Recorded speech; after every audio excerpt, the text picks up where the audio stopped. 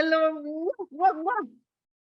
It's so nice to see you. Wow. Thank you. 2 nights in a row. I really appreciate that.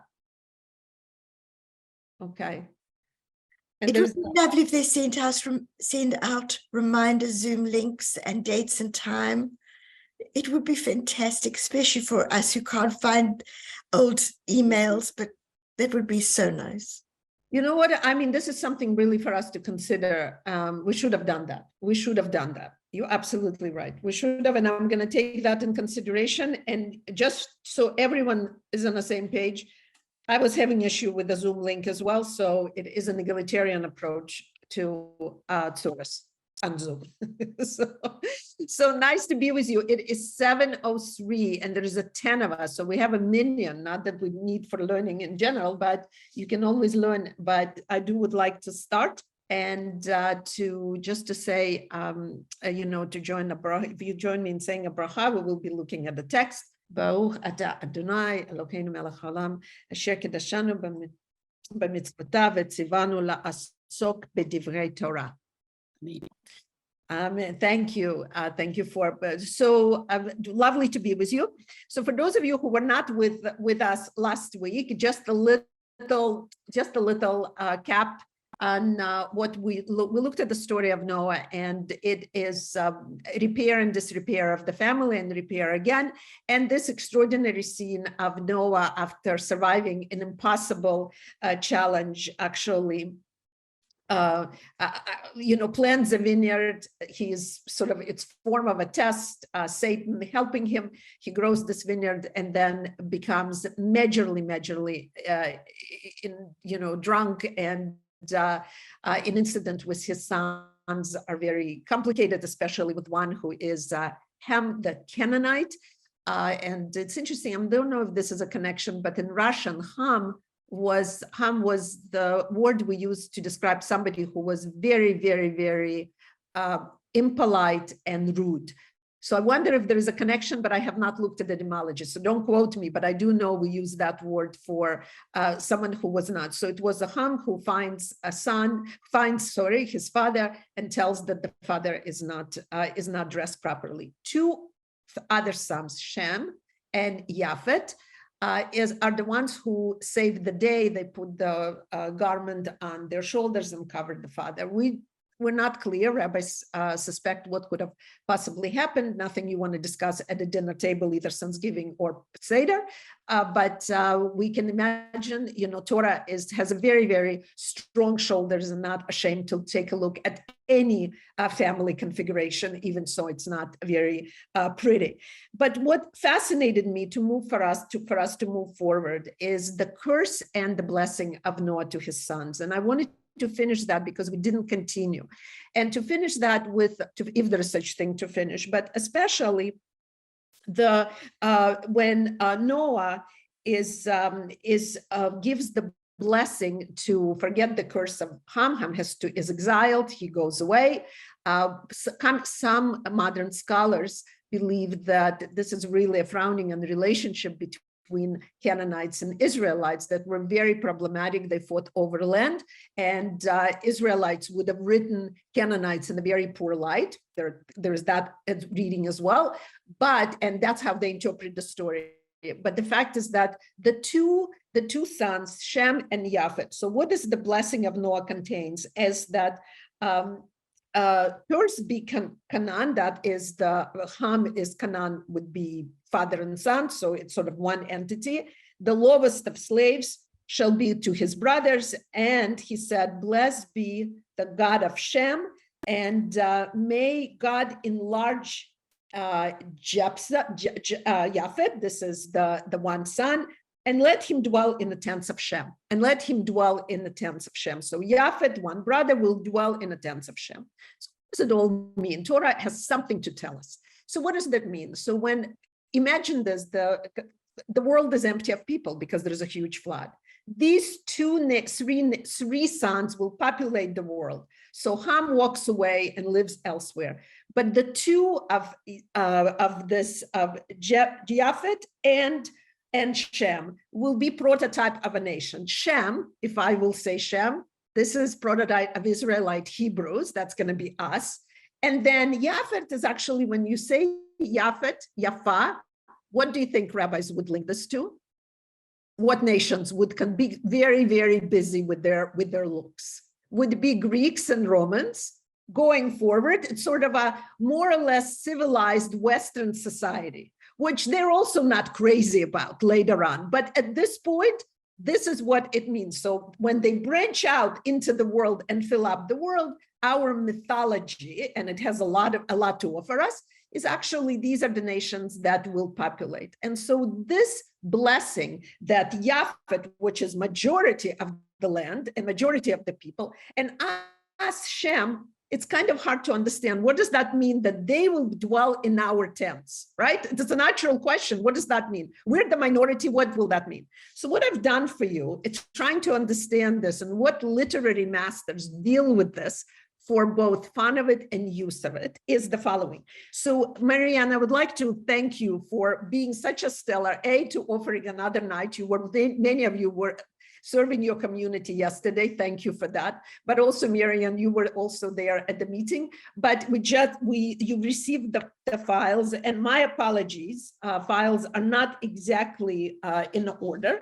But what I wanted to share with you is what a literary master, deal with this blessing of Yafet and Shem.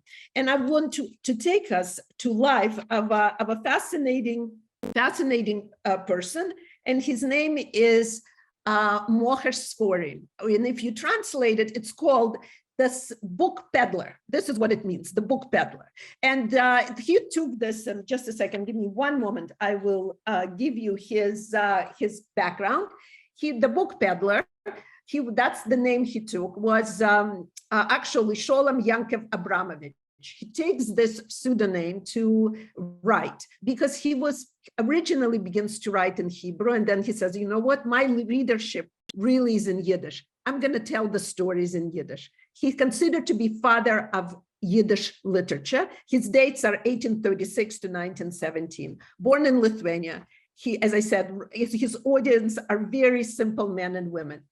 His essays are very terse, but what he does is he integrates the classical text, modern text of what he sees around him, and also verses from Talmud. And he tells a fascinating tale. What does he bases his tale on? First of all, he rides around Belarus, Russia, and Ukraine in a train, and he sells books to people. What Jews, of course, consider people who would want to read. As he rides around and sells the books, he meets people. And he takes us into this on a train to where he meets two people. Who are the two people? One person is a Jew who is very, very poor and exhausted and has a lot of tzuras and children and the daughter who is not married, and he's exhausted and so forth. And poverty is very real. And he travels surprised with this healthy, strong man who is a peasant, who is not Jewish, and they travel as a family. So what year we're talking about? This is like late 1800s. What's going on here? What does Moher Skorim really wants to tell us? Really, that often a Jewish family of poor Hasidic Jews traveled with a strong Christian Polish individual and treat each other. This Polish peasant holds the baby, rocks the baby, opens the door for everyone. So he's trying to understand what is the relationship and what does this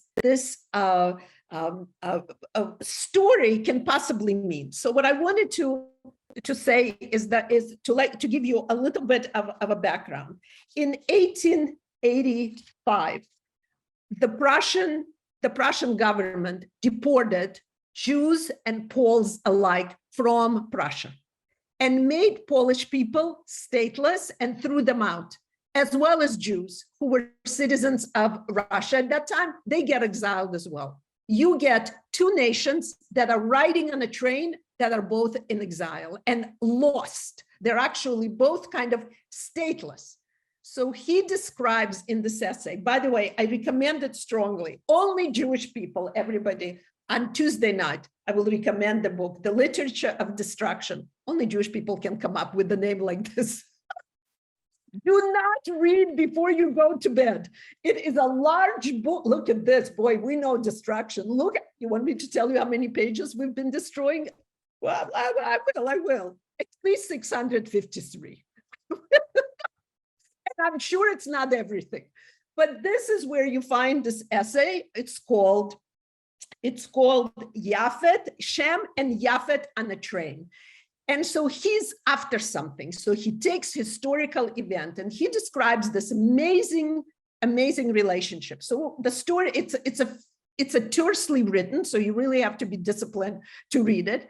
But the fact is that these two men were very good friends, and they went to tavern together, and they sparred a little bit. My tradition tells me this, your tradition tells you that. We go back and forth. They have some vodka. Then this Polish peasant comes to this Jewish home, and they also have l'chaim there. And the Jew is so proud to show up how wonderful his life is. And then peasant will tell him from Polish what he does and so forth. They have falling out, and they're not very nice to one another.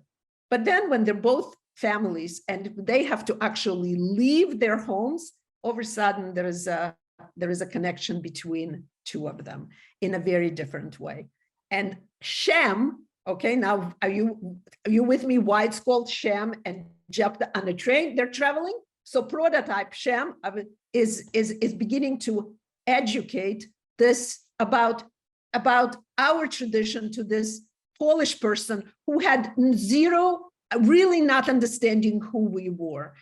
And they find themselves in a very similar exile-like situation. So I wanted to give you a bit of sense why I chose this reading. I chose this reading to show that from Tanakh, from Torah, we have this tiny little few verses that give birth to this very vibrant literature that adds on other commentaries with it to be able to describe their reality. And he does it in this wonderful Yiddish flippant way of integrating verses, and the reader understands who grew up in a deep Jewish environment. So I wanted to ask Miriam, if you can help me, and one of you would read, and it's very terse, so I might have to interrupt you because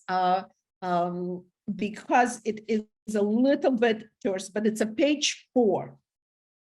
Are you with me? I mean, this is stuff. It's going to get easy, I promise you, but this is important. So we're going to skip this for a moment. We're just going to get to page 4. Page 4. This is not page 4. So keep going. Can we flip? We're going to come back to that. Yeah, this is what I want. So let's just read. Would someone volunteer and just to read up to carry yoke of exile? It's like 1, 2, 3, 3.5 paragraphs. Would someone volunteer and read it? I got you a nice excerpt from it. Okay, so this is a Jew speaking to a Pole. This is their interaction. I can do it, Rabbi. Please, thank you. Our idea of charity is different, and our wealthy folk are different too. A man may be poor and a stranger, but if he is able-bodied, then no one is sorry for him. The houses of the rich are not open to all comers, and there are porters to keep the poor away from the courtyards. Listen, I said to my friend, life in exile, this precious gift from God's store, belongs only to the Jews, his chosen people. It is ours alone, for no other nation or race in the world has the strength to take it or to bear its weight. And since you, my friend, seem to have won a share in this gift, there's no remedy for you but Judaism. What? She cries in horror. Are you telling me that I must become a Jew? No, you fool. The God of the Hebrews is in no hurry to acquire more souls. He is content with the Jews he already has. In fact, he's sufficiently burdened with his own Jewish paupers, whom he has to care for and sustain by miracles each day and hour. No, I'm not trying to convert you. Stay Christian as you have always been, and keep your religion in your own way. But there's one thing you must do. You must come to master the Jewish art of living and cleave to that if you are to preserve yourself and carry the yoke of exile. Thank you. Well, can I see your faces back? back just for a moment. I just want to go back to this sharing screen. Marianne, if I may, not sharing screen, I'm talking about just to see your faces. I mean, does anyone else think it's funny, or is it just me because I've said it several times? It's hilarious, right? Now, first of all, it's a Jew talking to a Christian. Usually it's always the other way around. Second of all, we think God wants you. We have enough tzuras with our own paupers and so forth. If you want to manage how to really live in exile, you should learn from us. So that fascinating flippancy and humor, and the text is permeated with references. He goes wide because he had classical Jewish education, and then Haskalah, Jewish, and then Enlightenment as well. So he goes broad. What's wonderful, the reason this book is so thick, it gives you notes, and right there on the margins, you will see where he picks which verse from where to drive his point. But what he's saying very clearly to the reader is that only through humor, we can survive. Second of all, all the nations live around us. They start with us and they're going to oppress us, but just wait a little bit. Your polls were very, very popular, wide and so forth, till someone else come, and then now you being clobbered. So good luck. We're going to teach you how to live while you're being clobbered. That's what he's doing. And it's both hilarious and it's both, you cry when you read, because it is such a satire on what it means to and accept its suffering. He will also sort of pin you to endlessly to say, stand up for yourself, stand up in that poverty. And of course, this is the group that also will produce magazines that will write in Hebrew to be able to create a new generation that actually will be an eventually country with a language. And they are creating that language, but this is written in Yiddish. I want you to share with me, Miriam, can we go back to go to page 5, and would someone volunteer and read the remaining of the essay? It's worth it for you to read on your own. And Desiree, it's beautiful. You read it beautifully. So would someone volunteer? I look across. Yes, there you go. So who is a narrator? Is the writer, Mocher Sporim, the bookseller, he called himself. His full name, as I said, is the book peddler. And so please, I looked across the poll. Would someone volunteer? I'll read that. Thank you. I looked across at the pole and observed him playing cheerfully with the infant Lezerka. He was entertaining with a series of imitations of animal and bird calls. Now he crowed like a cock, now mooed like a cow, neighed like a horse, croaked like a frog, or growled like a bear. And all this as quietly and unobtrusively as possible, lest he disturb the other passengers. The children romped round him merrily, Yankel on one side, Itzkel on the other. Even the unfortunate maiden Brindle forgot her beloved Zelig sufficiently to smile, and her mother, perceiving it, for the moment seemed transformed into a happy matron. As for Moshe, he delighted in the whole spectacle and beaming with pleasure cried, "Rejoice, children of mine, for I have lived to see Japheth in the tents of Shemel. May you prosper, Pani Japheth, and acquit yourself in your studies for your own good as well as for the good of your master who has taught you to be of such service. So may you flourish and go from strength to strength."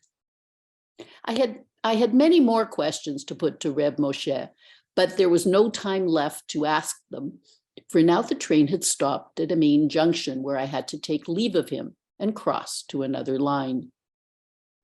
As I left the compartment carrying my luggage, I saw the Pole standing outside and whispering to one of the train employees in a most humble and ingratiating manner, while he pressed a coin into his hand.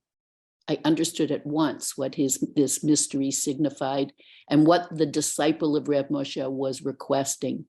And raising my eyes aloft with a sigh that came from the depths of my heart, I said, "Lord of the universe, grant us but a few more such disciples, and Shem and Japheth will be brothers, and peace will come to Israel."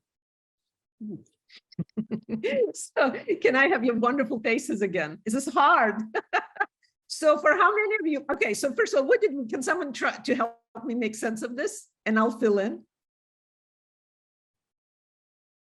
Yes, anybody? Is it surprising?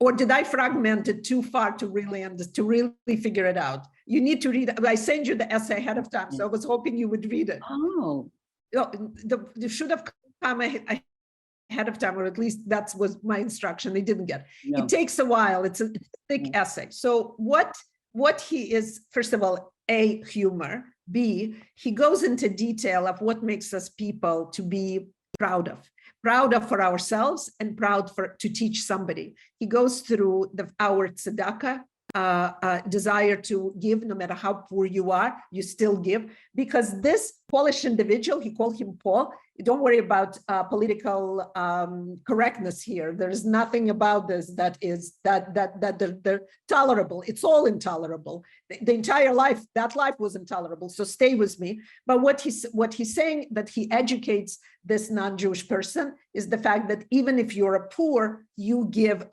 anyway. Now, is he talking about Polish people, to Polish people who is reading Yiddish? Polish people? He's talking to Jews. He's educating his own people. He says, Yehudim, don't forget that even in an exile, you have to be a mensch.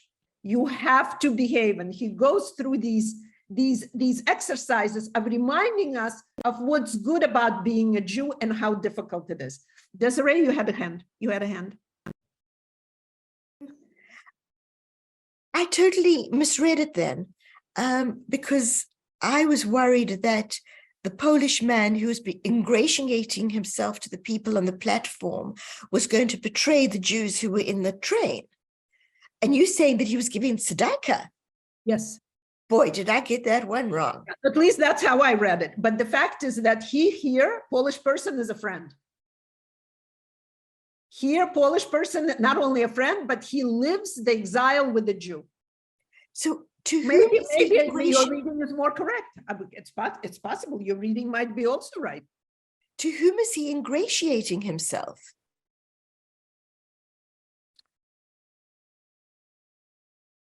I read it that you're talking about the writer, or you're talking about the Polish person in the narrative? The Polish person in the narrative. The train has stopped, and yes, the writer is watching the Polish man ingratiating himself with people at the station. Yes. So either he's protecting his newfound family, or he giving a tzedakah, because it ends in a very positive note that Yafet and Shem live together, and they live together very well. So the end of the tale does not betray the beginning. But what I want to say is that it's very important to see for whom he's writing, and both humor and flippancy. So Esther, please.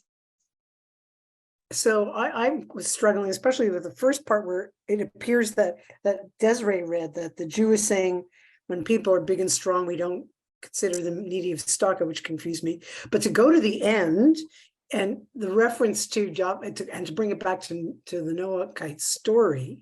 Yeah. I mean, so first of all, the story, it's very ironic that the Pole is the acolyte of the Jew, whereas the Jews are really the marginalized people. So that's already weird, but okay. And is the ultimate message that, we are the light unto the nation? Shem, who became the Jewish people, is teaching these, these pagans, for lack of a better word, what true charity, and I mean it's a very backhand kind of this way of reinforcing the Bible story, but really in a very convoluted way. But that's how I ultimately read it, right? That you think of all the other sort of writers of that generation, it's sort of the Jews are front and center, but they don't really interact with the Polish world, and if they do, then they're the ones kind of tugging their forelock. But in this case, it's Shem who's the teacher and the guide and the example. So it's kind of interpreting God's, or the words of, or Noah's blessing, or the prophecy of who ends up where, right? And it's the humor in that way. It's the humor of it. And I think Tina gave us the best clue when you reminded us, Tina, it was in Yiddish. So Yeah. who was reading it, right? And that I think is actually key Yeah. to how you could understand it in that context. Dave. The flippancy. So it's anyway, we will send you the full, you should have received it. I'm sorry, we will send you the full essay. And what's interesting is to see the sources here. So it is written simple flippants, but not really, because he's very careful to integrate. And I introduced you the last line of actual verse from the Torah, the way they, so remember, he's also using word chazak, venit chazak. Where did you get that? Where does he get that from? You finish reading a scroll of a Torah pour, you know, one of the books, and you live the Torah and you sing. So the reader is very internally connected to the text, you're right, to what he's writing. And I love that mastery of being able, he doesn't quote, the people who put together the book and worked on this essay lets you know these quotes as you go through it. So that is a really an interesting study to see what the way our people read literature. And for them, it was the first language, they knew it. They knew that they might not have told you where it comes from, but it was within the language. And I thought this was just fascinating to trace from our last week, this curse and a blessing. And it is reality to where we are on the train, being exiled. That's a historical event. You can look it up, 1885. Polish people were exiled as well as Jews together. And they were called the Yafet and Shems. It was actually called in a biblical manner.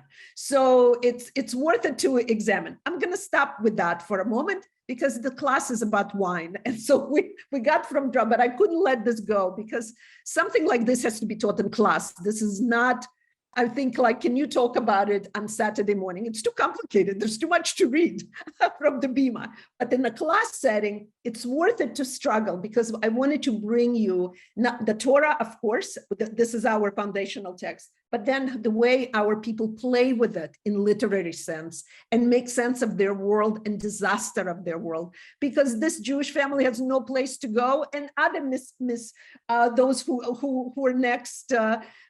You know, when I came from, and it's complicated, but when I came from Poland and meeting with Polish people and, you know, first prisoners in Auschwitz were Polish political prisoners and non-Jews.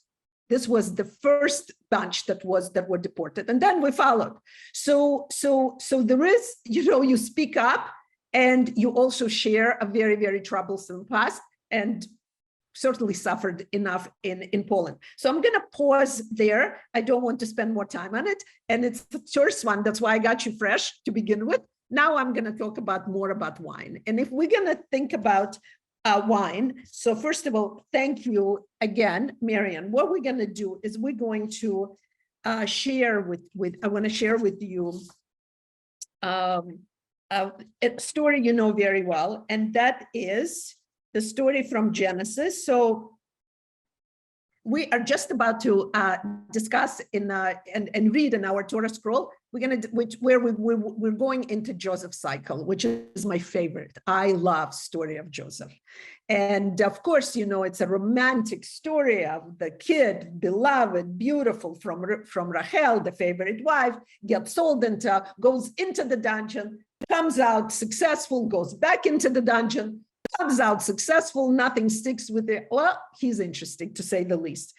As my husband, of blessed memory, used to say, it's a really diaspora Jew over and over again. Boy, you know, he's in a court and nobody knows where he comes from, but not so fast. So I want to take you to prison with him and see what is interesting in his prison state where he is. So I need to get to, Marian, would you help me?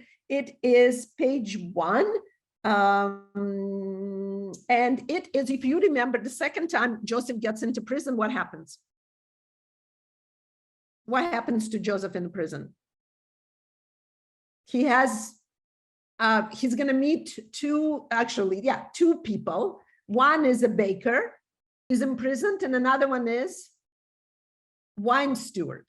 Now, what's the deal with the wine steward, right? So it's kind of hard to imagine, why would baker be imprisoned? What can you possibly do to get imprisoned if you're a baker? You bake, you spoiled muffins. You did not put enough Napoleon cream on a torte. You did not make the cross didn't work out on your pie. What would make you go to prison?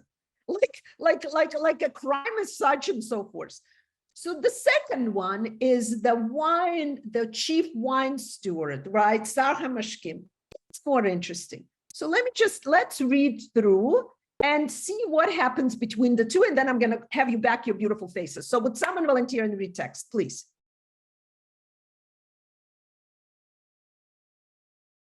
Nobody? Then the chief cupbearer, right? So now the baker finished his dream. He's going to be what? Okay, so let's read the cupbearer. Okay. Okay, I can read. Thank you. Then the chief cupbearer told his dream to Joseph. He said to him, in my dream, there was a vine in front of me. On the vine were 3 branches. It had barely budded, and its clusters ripened into grapes. Pharaoh's cup was in my hand, and I took the grapes, pressed them into Pharaoh's cup, and placed the cup in Pharaoh's hand. Joseph said to him, this is its interpretation. The 3 branches are 3 days. In 3 days, Pharaoh will pardon you and restore you to your post. You will place Pharaoh's cup in his hand, as was your custom formerly when you were his cupbearer. But think of me, hold a moment, I've lost it. But think of me when all is well with you again, and do me the kindness of mentioning me to Pharaoh, so as to free me from this place. For in truth, I was kidnapped from the land of the Hebrews, nor have I done anything here that they should have put me in the dungeon. Okay, thank you. So while we're reading, can we look at the page 3? Marianne, can you just go to page 3? Right now we're page 1. Let's go to page Esther. Perfect. I want to read the story in echo, what I call one story speaks to another. The opening scene on Purim celebration. Do you remember in the book of Esther? What does the Megillah starts with? Would someone help me? What does it start with? The feast of Achashverosh. Since I'm Esther, I can read it. I love, please. But do you remember, yeah. It starts off with this back and now, right? It starts off with this, basically this drunken orgy.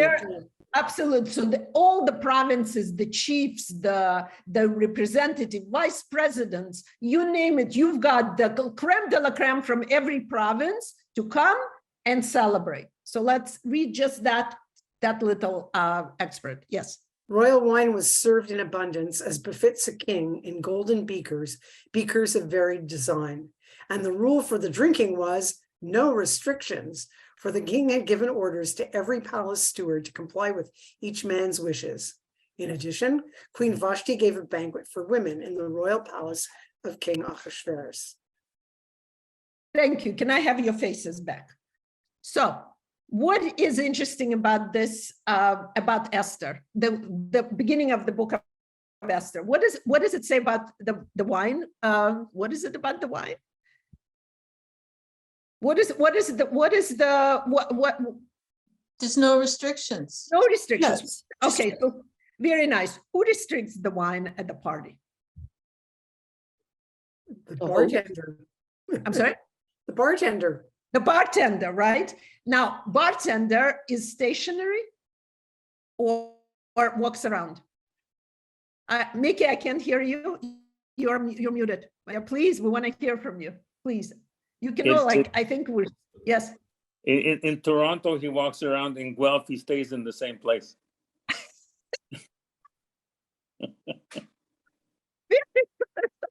So what are you actually saying to us? Go ahead. What are you saying? Yeah. With you, go ahead. It depends. Okay. So in the ancient world, let me bring you to this. So this is a pretty significant comment. Okay, just a second. Someone's iPad is moving. So just say, okay. Please stationary if you can. Otherwise, I get dizzy. All right. So what is important is that the wine steward had an absolutely amazing and difficult job. So what is so important about the job is that you actually control the way wine was distributed at the party. Your employer was the person who gives the party. The wine in ancient Near East and others as well, you mixed wine. You had a concentrate, and then you added water depending on how much you wanted to serve. So right now in the Queen Esther, at the opening up of the palace where they're all drinking to their max, there is no limit. Absolutely, get them as drunk as possible. One way. The other way is it depends if the party is lacking in but make it more concentrated, add more wine. If it's way too loud, what do? You lessen the amount of wine you mix with water or so forth, or juice, I don't know what it is. You make them nice little cocktail, but they're not drinking as much. Very good. What happens when people drink? They get drunk. They get get drunk. happy. They lose their inhibition. They lose inhibition. They can get difficult to manage in many directions. One, very good. I just saw somebody's hand. Whose hand did I just want to make sure I didn't miss anybody. Yes, please. We can hear you. Please. I want to hear what you have to say. I'll do. No, I was going to say the same thing, but I mean, different people react differently. Some get sad, some get angry. Okay, can you tell me, do you usually say, what is it, wine? Is there such expression as wine talking? What does that mean? There's a Latin expression, in vino veritas. Which means in wine, in the wine comes the truth. Speaking of truth. Yeah. So Very good. So if you run a country and you need to know what your head of provinces are really thinking, who would you put next to them at a big party? What they're thinking and what they're saying about you. Where would you put them? Who would you put? Pretty woman. That is always the but who else? Near the wine steward. Near the wine steward, because they will control the level of honesty and dishonesty that takes place. The fact that the wine steward is imprisoned with Joseph tells you that there's stuff he knows, right? As well as he can control who might poison the king or Pharaoh. Pharaoh also had enemies, even so he considered to be God. A Zochen way, the one God, two gods, three gods, no problem. It just depends who is better for you for that in that political context. But the fact is that being the wine steward is not because you said you're better off with rosé with your fish.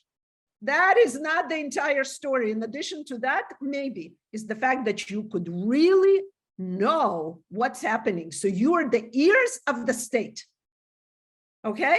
You are really can figure out politically. So when Joseph says to the baker, where the bakers are at the party?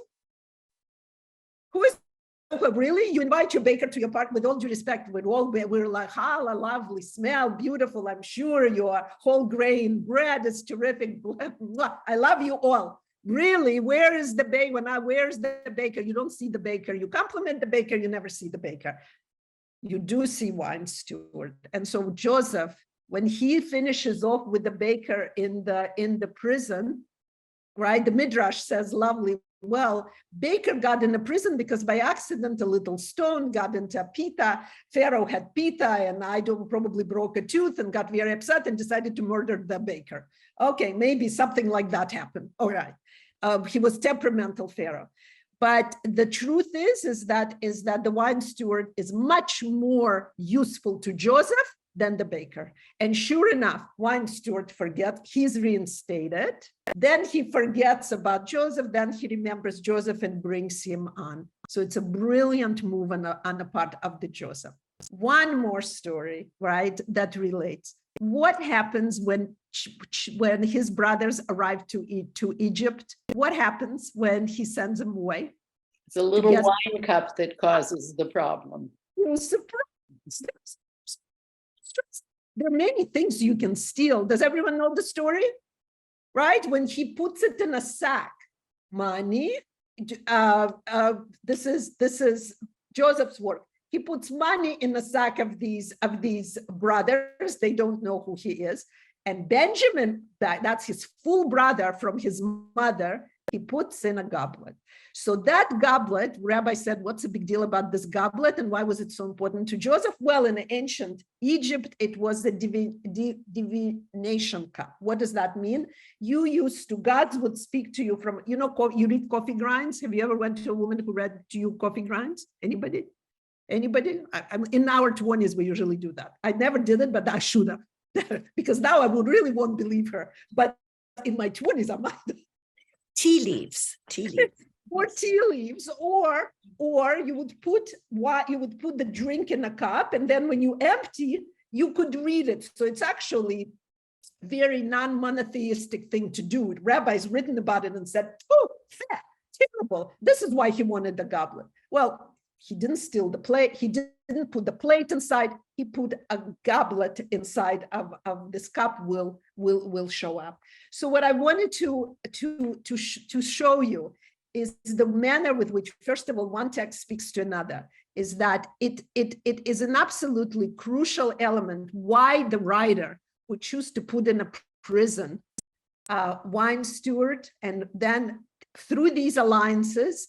It is Joseph, who makes it to be the second viceroy. He figures out the system. And I think that's a fascinating detail when you read, because you not only read his story, you read reality of the court in which court Jew, and there were plenty of them, who also took care of the rest of the Jewish community. They were in good relationship with the monarch, took care of its people. And one of the fine examples is Abravanel, who was Spanish and then Portuguese, both physician and consul and financier to the court of the kings of Spain and Portugal, and ended up being exiled anyway, but defended his people to the max. One of the most beautiful stories I love about him is and it's a true story, it's when from Spain occupies certain Portuguese colonies. There are Jews there. Jews are sold into captivity.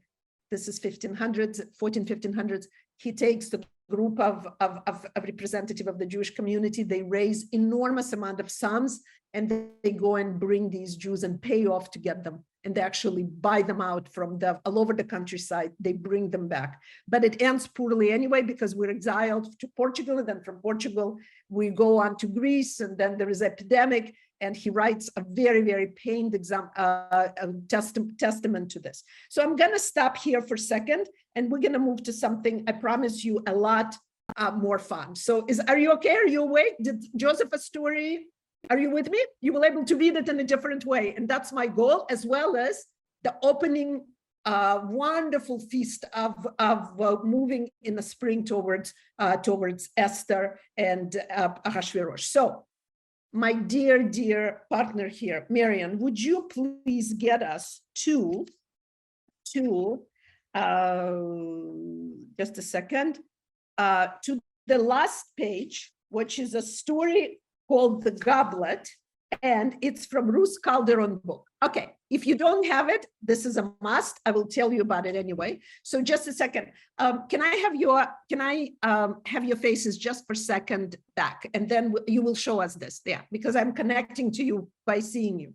So this comes to us from Talmud, and one of the biggest things that our people respect tremendously is a debate over text. So there were two friends, unbelievable historical figures, right? One is Abaya and another one Rava, two rabbis who grew up as children and were close friends, and they become great mind and rabbis. Very close friends, always in conversation, debate this intellectual reality of turning the text, and they would decide on the Jewish law. So this is a Babylonian Talmud, but this is the cases somewhere in Israel. They would help to hold on to the Jewish life, Jewish customs, and settle disputes. So one of the things that will be disputed here, and reality, is that a widow cannot inherit the land. The land will go to the male descendants in the family when her husband dies. But due to her ketubah, she has rights to have food, She has rights to have clothing, and she has rights for this dead person alimony. And those of you who know law will know more, but in other words, she's allowed to have funding to be able to survive. Remember the time and the place. So we are in Israel, and so she comes to court. Okay, her name is Huma, which is I will explain the names in a little bit. But she was a wife of Abaya. This is one of the rabbis, and she comes to court. And let's read of what's happening. This comes to us from Babylonian Talmud. So now we're dealing with women and wine. And I thought for our class, this is a good thing to do. So would someone volunteer and read? This is on page 6.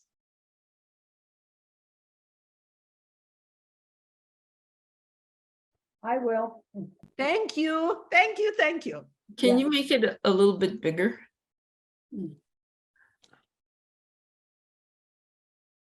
Oh, Thank you. I can't see the whole thing now. But it's okay. We'll move it up for you. We'll move it up. Yeah, move it more to my left. Oh, sorry. It's cutting off the sentences. I can't, that's better. Thank you. Thank you. Thank you, Marian. Okay. Yeah, okay.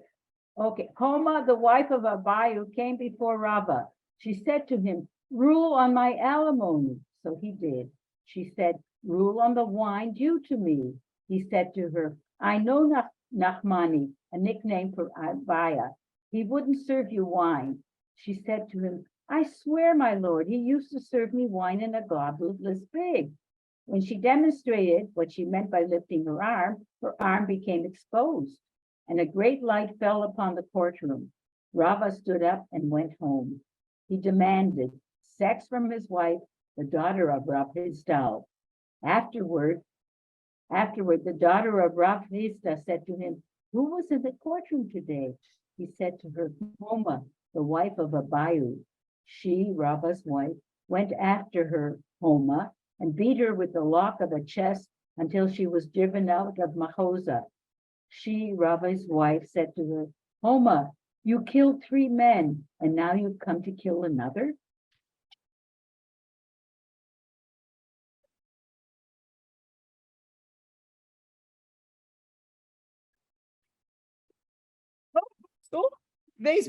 Can you hear me? Wow, everyone's breathing, everyone's okay. Ladies, gentlemen, take a pulse. It's Talmud, I didn't make it up. I swear to you, I did not make it up. Okay, if you want and the essay on this from a different perspective, Ruth Calderon, A Bride for One Night. Excellent. She's my teacher from Hartman Institute. Love learning with her. She started a secular yeshiva in Tel Aviv. Brilliant woman called, I think, Alma. And this is her work. She picks out these gorgeous little nuggets of stories and then expands them. That's one. You will get it all, I promise you. And then some of my commentary come from this book, their colleagues, and that is Noam Tzion, Wine, Women, and the War of Sexes. So that is excellent research. And for those of you, you forgive me if it's not, when I refer to this, in these stories, we're not dealing with the division between men and women. It's quite clear. They're not dealing with binary issues. Sometimes in the text they do, but this is not the text we're dealing with. So I just want to be caring to the diversity of our community. I'm dealing with the stories. So what's going on in the story? 2 friends, Abaya, and he's also named Nachmani, and Rava are very close friends. And Rava knows a lot about Abaya, about his friend. He knows if he drink wine or not, and he also was convinced that his widow did not drink wine with him, except there is a surprise. She comes and she asks that actually he did serve me wine. And when she lifts her arm in the air, the whole thing comes undone. Why? Because a little bit of her skin shows up. There must have been some harm. I'm telling you, Netflix should really learn from this story, because everything they show is overdone, because you can do so much with the one little space between one piece of clothing to another that it makes him run. She's so beautiful and unimaginable. He runs home And his wife is very smart because it's in the middle of the day. She wants to understand what else happened during the day to make him so nuts, because it's out of ordinary. And then he finds out, now I know who was in a courtroom. No doubt that probably he should have excused himself from basking or giving an opinion in this case, because they're both very close, because the deceased husband and him were close friends. Talmud isn't interested in this at that to figure that out. What it's interesting in first of all, the story is fascinating. Second of all, I just want to say her name, Hum and or Homa, here it's pronounced Hom, but it's also with a Hirik. Either she's warm or warm-blooded, which is the play on her passionate self, one interpretation. The other one, the name of Canaan's self. Who gets the curse? Who gets the curse? Back to the Noah's curse. Who misbehaved in the story? Misbehave, right? You take all the vowels off, you get right. So the text is also winking, is that, boy, this woman, don't mess with her. It is one, right? Not only that, but what she does, this is the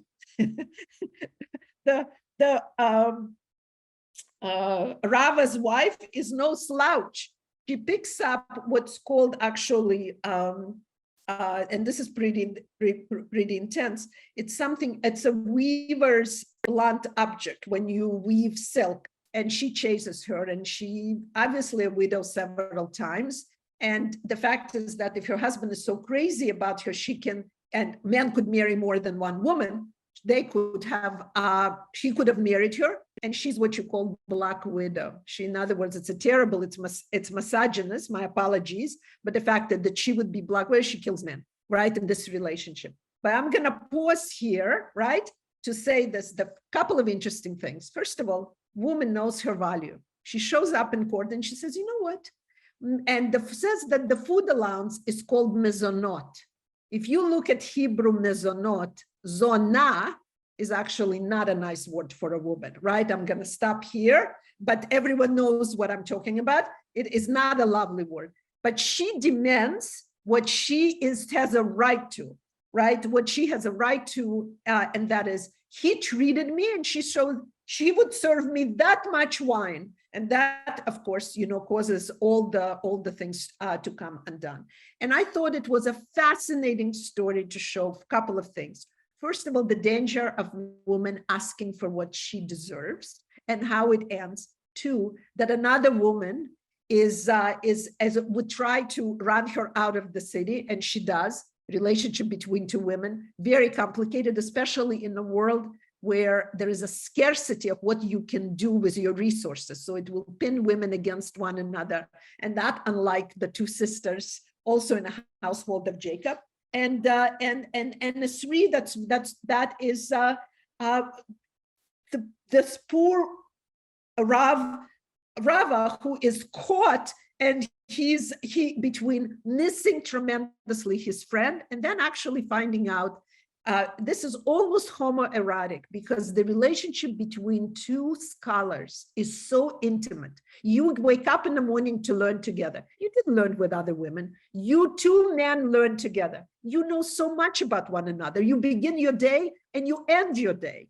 It actually your primary psychological, emotional relationship. Women, you could love a woman, but she was actually a sexual object, someone to bring you children. Except not this woman, not his wife. And we don't know her name, except she's the daughter of the rabbi.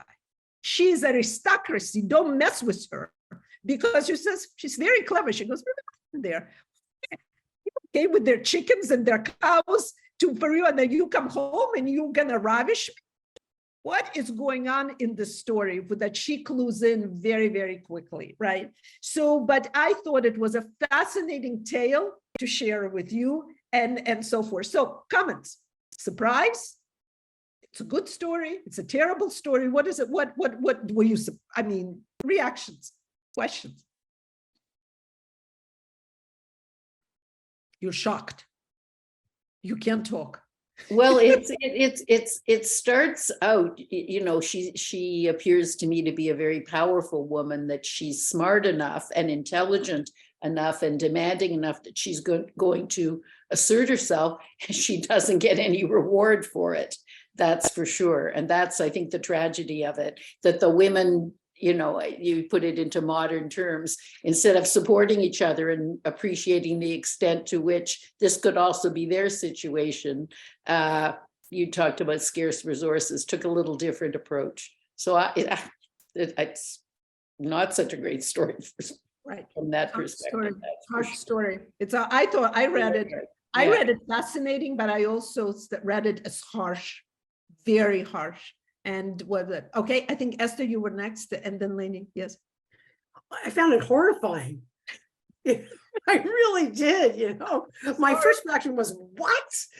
You know, and the turn from the arm, I guess it also echoes, if you know, with the hum reference, it echoes to the uncovering and nakedness of Noah, right? Exactly. Yeah. Very good. But Excellent. Yeah. I mean, it is so deeply misogynist.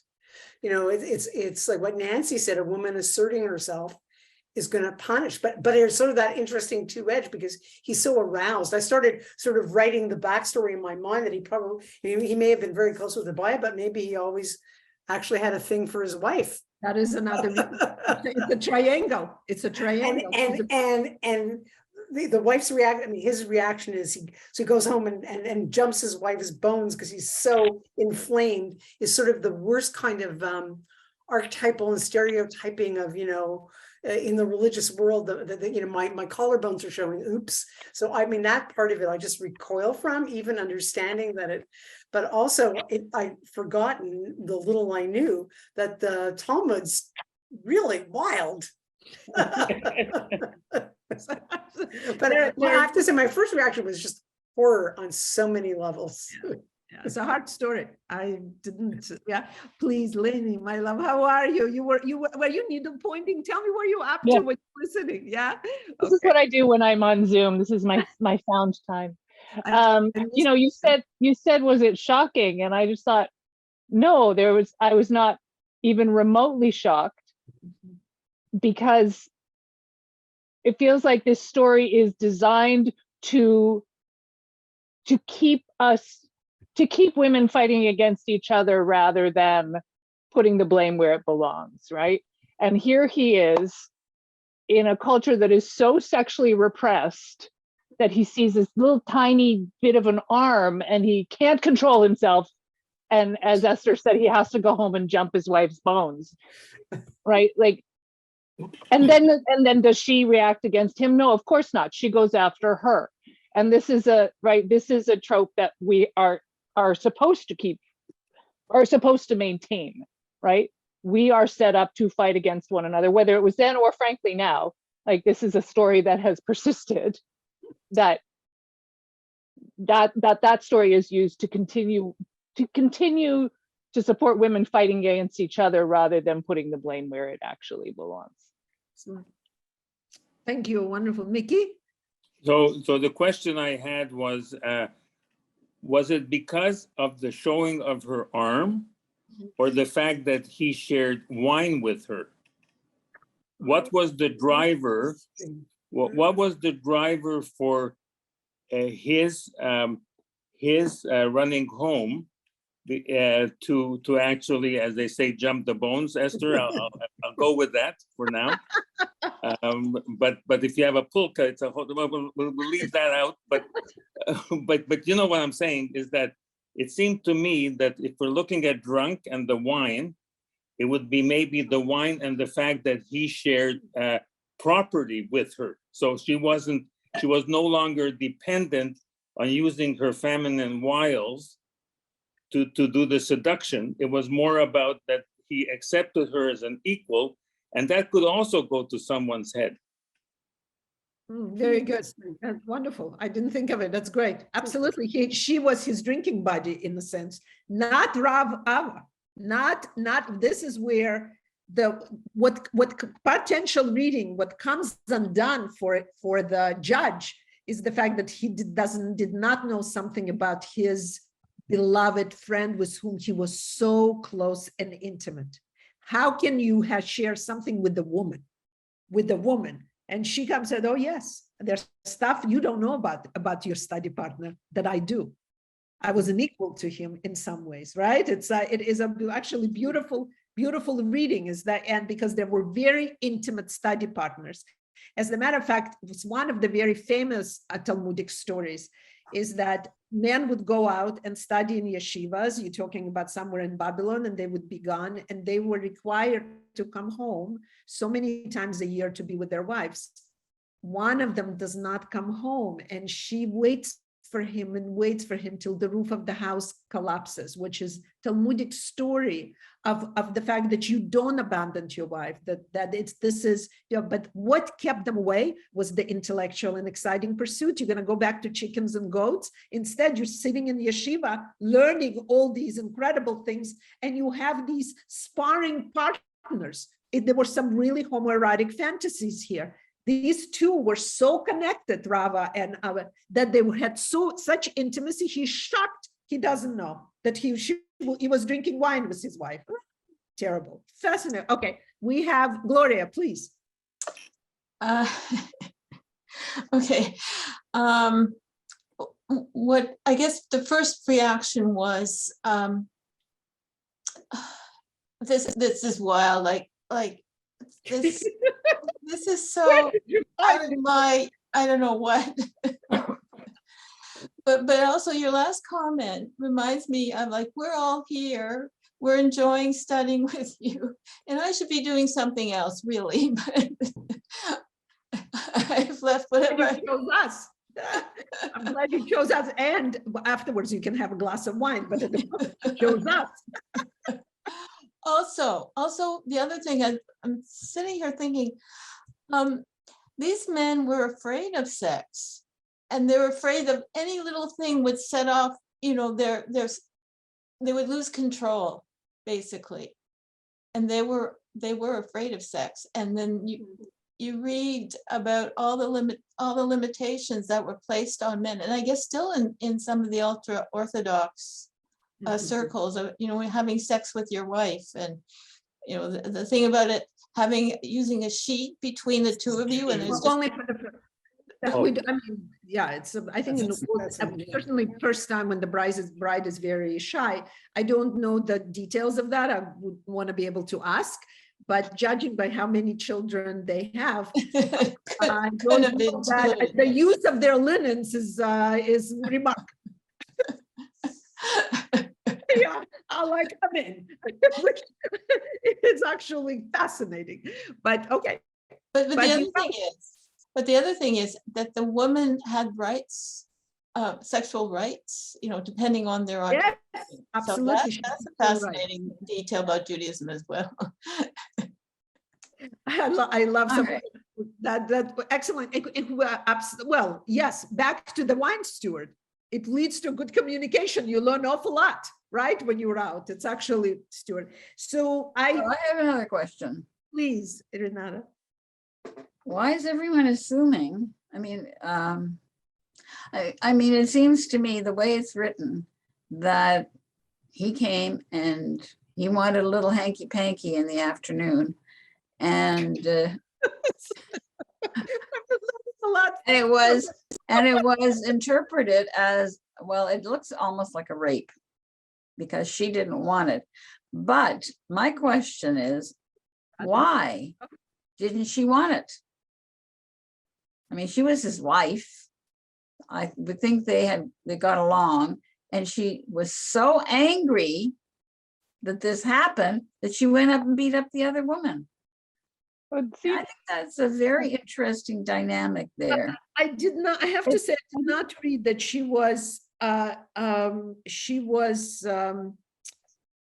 raped. He asked for intimacy, and between husband and wife there is a communication. So then why was she so angry? It seemed to me like she knew this was not typical. Absolutely. Right? This was something ordinary. All of a sudden in the middle of the afternoon, he wants the hanky panky. Like, she knows something's up. And then that she Yeah, but but if she enjoyed it, then oh well, maybe he should be looking at bare arms a little more often. Just a quick comment that Please. I know that if my husband came home and he wasn't acting his normal way, that something happened. I mean, that's not an unusual reaction. If this isn't a routine, I mean, maybe some couples, whenever they have a chance, okay, let's go to it. But if this is normal. So let me just say that. No, but seriously, the horrible part is the jealousy and the anger that it arouses and the result of it. So whatever happened in the interlude, it doesn't make you feel okay about the result. Well, and the other thing is, to me, is there is a bit of a bit of sadness. There is no doubt there is a sadness in the story, and the sadness is that that spontaneity is not present, and she very quickly, figures out, as well as one extraordinary point in the story. He's very honest with her. He's very honest with her. When he says to her, he says, "This is who was in the courtroom." It says a lot about the person, right? He's like, spill like, oops, maybe I shouldn't have. He probably saw 20 cases that morning. And yet he tells you who he just saw, right? And she knows her. She knows she's a beautiful woman and she's a widow and she's a threat because widows are available. She's not with them and she doesn't belong to a man, right? She's not, so she's a threat to her, right? And so it's not so, but I think his honesty is actually very, very touching. There is something very authentic about him. He spills it, this is what happened, and that led to this. So I think I wanted to share with you complexity of the story. I wanted to share with you that I read it that despite that, no doubt, women are in a very difficult position. There were brave women who went to court to say, "I want wine." She didn't say, "I want just food. I deserve fine things as well that I was used to," and I shared with my husband. And I thought that was an excellent comment on her situation. And we don't know, text is very careful. We know that one is aristocracy. She's the daughter of a great rabbi. Huma, we don't know where she comes from. We don't know, we just know she's very attractive. And her light, the beauty is her light that is, that comes over. And by the way, find this in Midrash as well. Abigail, who seduces David and marries him and so forth, also has that luminosity. That is, that's sort of rabbinic also interpretation. But wanted to leave you with that text. But let me just summarize if I can. So what was my goal for these 2 study sessions? And I have some art to share with you. Not maybe, I didn't find the clip in to show you a fragment of a film as last time, but what did I want to do what is it I wanted to share with you in the class? Wine is not essential. You can live your life without wine very well and very healthy and fine. But it was an integral part of our reality as a nation. And we dealt with that to our best as a nation, as humanity. And the fact that's fascinating that, when we were foragers, I'm taking you way before Israelite society and even before the story of Noah. We were foragers and we had a lot of fruit left from gathering.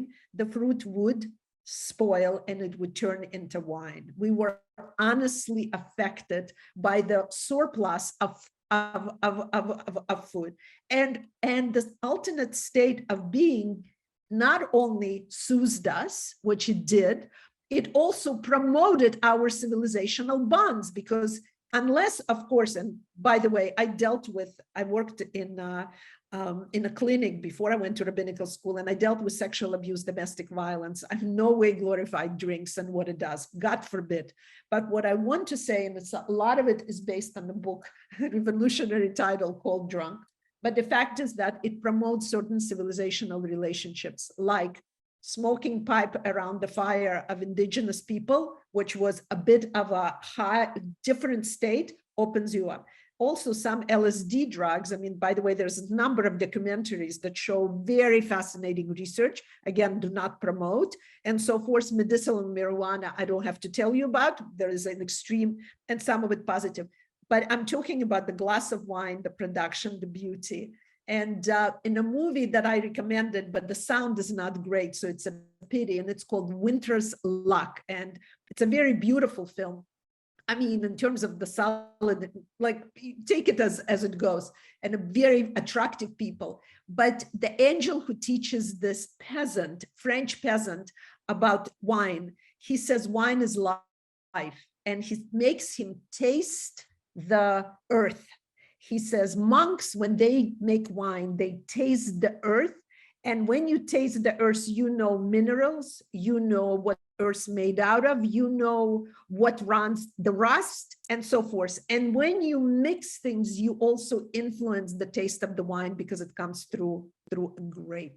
And that there is a marvelous scene when, and I love watching the wine tasters. And first of all, you know, you're blind, you have to be blindfolded, you taste, there is this whole cultural, but the fact is that people will say that they can taste the winemaker's life in a wine, that when you really understand wine, you can actually feel the mood with which it was created. And I thought it was an exciting to see what our tradition thought of it when we put our philosophy in a goblet, when we say Kiddush over, you know, over for Shabbos, or when I'm doing a wedding on Saturday, 7 blessings does not happen without raising a glass of wine and then breaking it, right? And then breaking it. So I wanted to take that journey and see from various texts, where does it start and where does it leads us. So Lenny, you have a hand, and then I'm going to show you some art that chose for you, please. Well, I just have a question, because the way that you're describing our relationship to wine is lovely and meaningful and so on. But I'm wondering if there is any place where we have evidence of the negative effects of alcohol and addiction and the effects on fetuses. And, you know, like, this is not anything, this is not something new. Right? This is not a 21st century, these are not 21st century afflictions. So I'm wondering if you have any place where that shows up. Yeah, you know, something I did not make an, you know, very thorough search. Certainly the caution is in the first opening story, because Noah gets drunk and the family falls apart at that moment, because the boundaries are all mixed up. The other place, the boundaries mixed up, and I don't mean to take us down, so stay with me. It's Torah, it's gonna come up. But the cautionary tale when Lot and his daughters are running from burning Sodom and Gomorrah. Everyone with me? They remember what happens to the mother. The mother is frozen because she has 2 other daughters in the city. She turns around, she's not supposed to. What person wouldn't turn around? Your whole life is burning. Angel said, don't. The messenger says, don't turn around. She can't. She turns around. She's stuck in her memory, in a pillar of her tears. She's stable. Who is left? Again, the world seems to be destroyed. Father and 2 daughters. What happens in the cave? Someone can tell me the story. What happens in the cave? Cautionary tale? Yes. And uncautionary? Yes. Gloria? Yes. The daughters give put Lot into a drunken state, and then have him commits incest with them. And the nation is born as a result. Moab, from the father, is the nation, right? Now, horrible tale, very difficult story. Wine is used. It is daughters that initiate. This is not for this class discussion. They're trying to save humanity. Who comes from Moab? Whose biblical figure comes from Moab? Someone can help me? Text is going to repair itself. We're going to repair this. Who comes from Moab? Does Yes. Sorry, it escaped me, but not a good evil. Are the Moabites from him? Moabites come. Just a second. Mother Ruth the Moabite. Ruth the Moabite is the descendant of these inappropriate relations. And who is she? she's going to give birth to that. Or lead to She King is David. the progenitor of the King David. Text is going to have a self-repairing mechanism. So, Isn't it? Lenny, your response is that as other negative elements to the story of our relationship to wine? The answer is absolutely. What's fascinating about the story of Lot and his daughters is the fact that if I was running out of a burning city, wine is not exactly what I was thinking of carrying. I don't know about you. We ran for the train out of Soviet Ukraine. We ran fast for that train. I swear to you, we were not bringing wine. It's the whole, like the story fascinating on all levels, right? But we're not gonna, it's a story that makes us uncomfortable. So I wanna be very caring. So I wanna respond to you, Lenny, that the fact is that no doubt alcohol in an appropriate consumption would have caused trouble. And it hints at that all the way. And it starts with Noah. The first time we read about planting a vineyard is the Noah gets drunk and it's a mess. And it's a mess in the religion. So we right there have a so my comments on a steward of the wine who knows how to measure and make sure the drink, he controls the room temperature. So it's fascinating. That's why I brought Joseph and the Sar HaMashkim into the story. And then also I thought, women are not apart from it. We also drank wine. And I wanted to hear our voice. So let's look at art. Would you be so kind? Marian, please. Marian, when I asked you to help me tonight, when we asked you, you had no idea what we were in for. So let's take a look what artists thought about it. All right, so here's my Russian friend.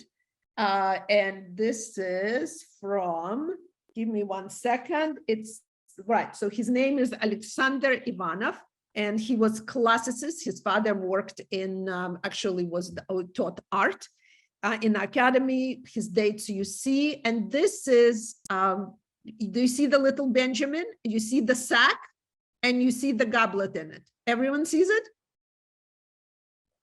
Okay, very classy. You also, we will send it to you. You have the Joseph's men and who went to find it, and there the brothers feel that that's it, the party is over. Very, very, he painted his famous piece that he worked on for 10 years, considered a masterpiece, The Appearance of Christ Before the People. It's somewhere in Paris, and there is another painting I didn't have a chance to find for you, but I've seen it. I did not copy it, and that is Joseph interprets the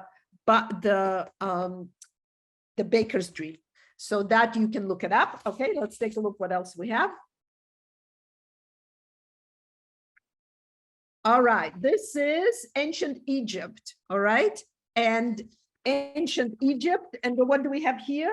Egypt. So this is from Aswan tomb, and that is in Aswan, and this is 2nd millennium before Common Era, called Harvest. Take a look. What do you see there? Do you see grapes? Anyone can see? It's actually so beautiful. It's a part of like this entire tomb of drawings. And if I can see, do you see the two people smashing grapes in a tub? Which is like, imagine this is like 2 millennium before Common Era, right? And I mean, up to 1800s we stamped on grapes, if not still now, right? Like something. You've got vessels. You have a man there, gentleman collecting the wine. It goes into this on the right, another container, and here the man also picking these grapes, which I thought was I love these paintings. They're very, very beautiful and delicate and minimalist, and I like it a lot. And composition of, 4 wine cistern, and the just geometry of this 2 and 2, and then the drawing is divided into. I liked it very much. Grapes and Harvest. And let's take a look at one more. And this is from our 2 more from our Italian master. And that is, I think this is in the Renaissance, and this is Jacopo del Salaio Florence, 1400s. It's a 3 panels in Uffizi, a museum Uffizi, and in Florence. And here, this is called the actual banquet of Ahasuerus. This is the Purim story. And I love these Renaissance gentlemen, who didn't know from Purim, but they loved Queen Esther's story. And you've got a lot going on there. He probably painted all of his patrons in there, depending on who pays more, the closer they are to you, the viewer. And then they will probably, continue. But I thought it was just filled with, they're relaxed, they're chatting, very, very telling. And of course, there is a dog on the bottom, which is a symbol of loyalty under the king's throne, and red robe. Okay, so this is for you as well. And then one more, and this is also banquet of Vashti.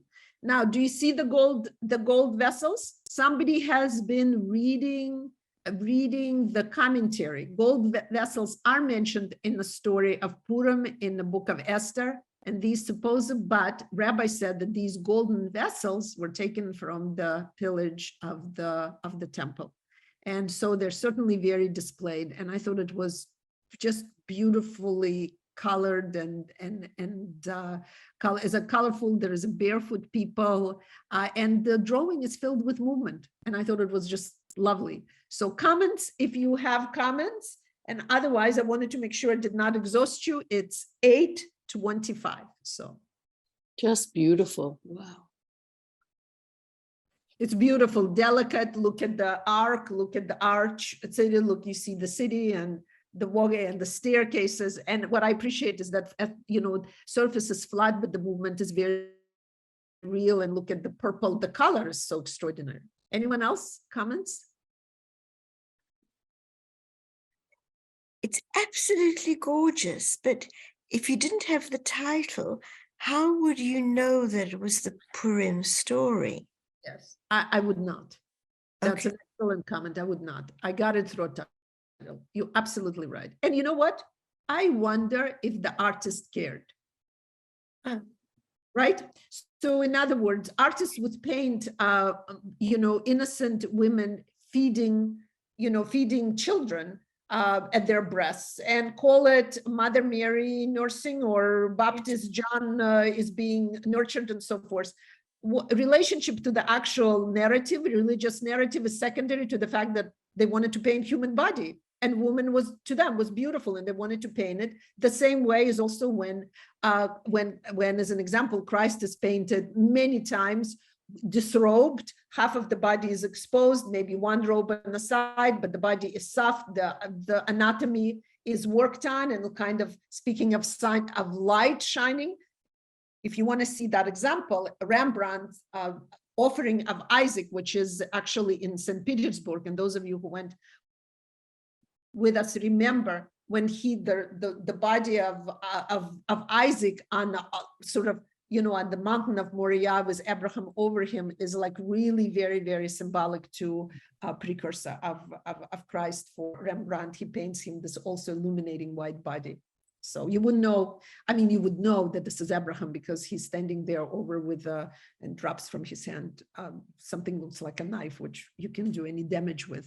Rembrandt is laughing with you because he gives him just little, what I call, to put butter on your toast. The knife is useless, which is a good thing, but it's just nicely, elaborately all jeweled knife with a very, around. And if you look at the Caravaggio painting, and he had troubles with his father and so forth, then Abraham and Isaac are at war, and Abraham is possessed. So it depends what the art is coming from. And Caravaggio, unfortunately, was it Caravaggio? Yeah, had a very, very turbulent life and dies very early, but brilliant. So anyway, can I have your faces back to thank you and thank Marianne, and thank you. Let me see. I would just want to see. So first of all, I owe you some text. I just want to say that you could have watched something on primetime. You could have had your own wine and you would be with your friends. You could have been out in the city, many places, but you chose to learn together. And I just hope that our time, and certainly your comments in your reading opened the doors for us to a deeper conversation and understanding of our text that came to us from various, various. So we started with Genesis, we looked at flippant Yiddish writers and their, writer and their sarcasm. We looked at commentaries before that of rabbis. We looked at the Talmud, and there's other stories. It's not all I presented. And I wanted you to read the cycle of Joseph in a different, sort of, not different, but in a deeper way. And look at the beautiful paintings that, we inspired for over years, and, using this Rab in the story of Moher Sforim, of the way he accepts his struggle, but also desire to teach the best of our tradition, that everyone deserves tzedakah, and it's an obligation. It's up for us, and it is a right for everyone else. And frankly, this is what the wife of Abaya is saying. I deserve it. It doesn't sound great, but she says, I deserve it. And I want us to walk away with that we deserve good, and we should speak up and, improve our story. So any closing comments, and we'll say goodnight.